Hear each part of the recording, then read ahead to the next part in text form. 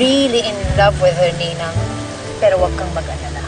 Gagawin ko ang lahat para matuloy na namin ni Jaime yung love story namin na naudlot many years ago. Siguraduhin mo lang, Lucille. You have to help me. Ayoko maging bala yung jolog sa tate ng Andreang yan.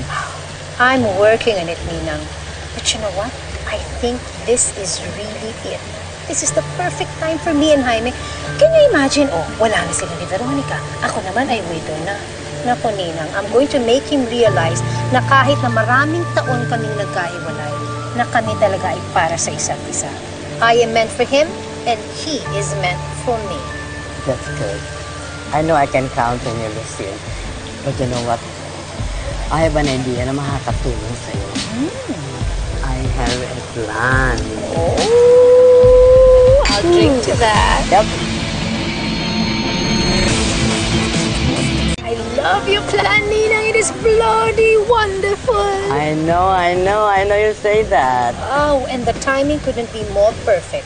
Lalo na ngayon, wala na si Chandler Sr. Of course. And you and Jaime can help each other move on. Yan naman ang gusto ko, Ninang. I know, Lucille, I can count on you. I know you will help me.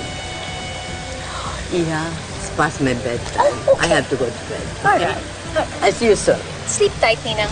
Bye, baby. Mwah. Mwah. Night. Take care. Yes. Night, Ninang.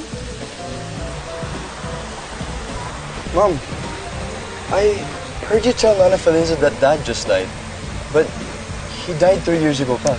Relax. What they don't know won't hurt them. So you better shut your bloody trap. Hmm.